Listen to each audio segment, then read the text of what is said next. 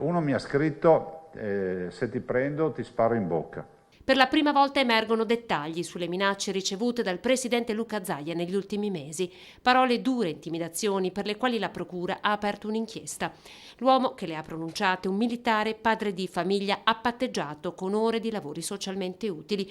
Sono preoccupato, ha detto Zaia, il clima è pesante, nutrito di fake news e farneticazioni che spesso, denuncia, sono state archiviate come critica politica. Ve ne cito una a caso, il traditore Luca Zaia e sua moglie, mettono nome e cognome ovviamente, sapevano del colpo di Stato pandemico già ad ottobre 2019. Amici veneti, stiamo raccogliendo le prove per accusare Zaia, sua moglie e alcuni assessori del gruppo per alto tradimento della nazione italiana. Parole ma anche azioni come quelle degli estremisti Novax che portarono la loro rivolta contro la gestione della pandemia del presidente addirittura davanti al suo portone di casa, episodi per i quali nel 2020 la procura aprì un'altra inchiesta. Cioè, a me ha fatto un video con tutte le indicazioni nel video, con infografica per come arrivare al campanello di casa mia a casa.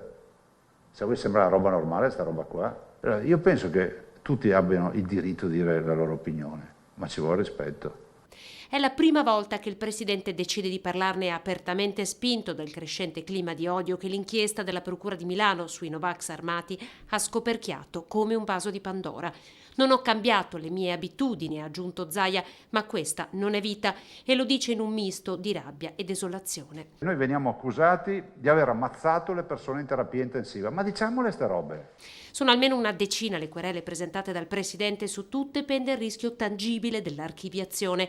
Molte situazioni sono state sottovalutate, ne è convinto, e chiede ora anche alla magistratura di usare un pugno più duro. Allora, io penso che ci sia anche tanta sottovalutazione, perché comunque si è creato un substrato, quantomeno ideologico, no? E non può essere sempre liquidato come critica politica, ma non possono d'ufficio essere derubricate. E se il problema non è chi le derubrica, cioè la magistratura, ma è la legge, allora la legge deve essere rivista.